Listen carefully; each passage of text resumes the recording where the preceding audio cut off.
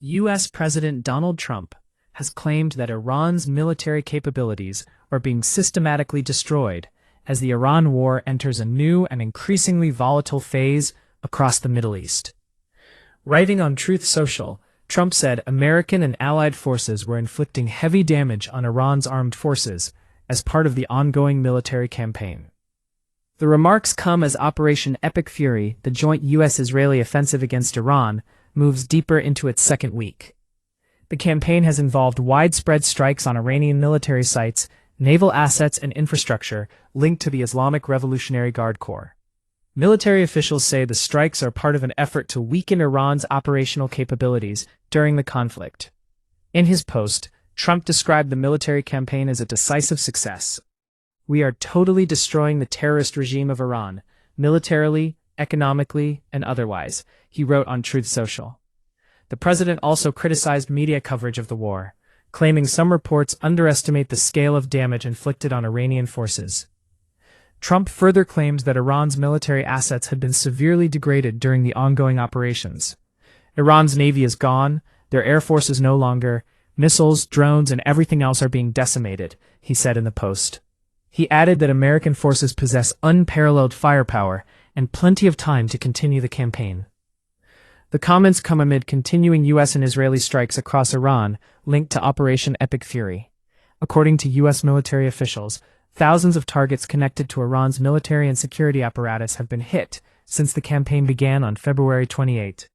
The strikes have focused on missile infrastructure, drone facilities, naval vessels, and sites associated with the IRGC.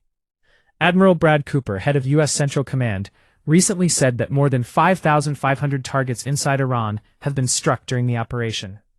He also stated that dozens of Iranian ships had been destroyed, including vessels belonging to Iran's Soleimani-class naval fleet.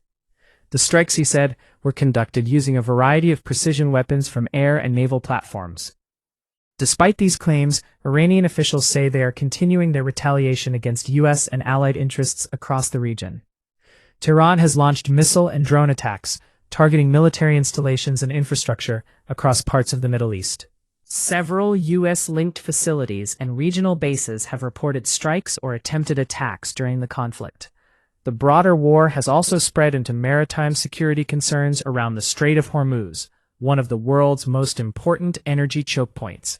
Shipping monitoring agencies have reported a series of attacks on merchant vessels navigating the region. The incidents have raised fears of a wider disruption to global oil and gas supply racks. According to the United Kingdom Maritime Trade Operations, UKMTO, multiple vessels have been struck in recent days by what were described as unknown projectiles. The reported incidents involved cargo ships and tankers traveling through the Arabian Gulf, Gulf of Oman, and Strait of Hormuz.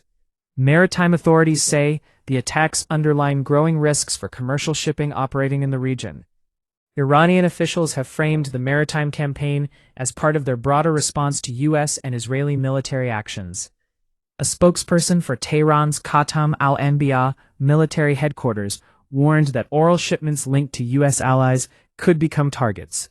"We won't allow even 1 liter of oil to reach the U.S., Zionists, and their partners," the official said.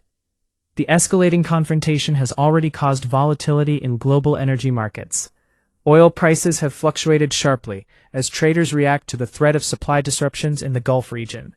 Brent crude has recently swung between roughly $84 and $116 per barrel, reflecting uncertainty about the future of shipping through the Strait of Hormuz.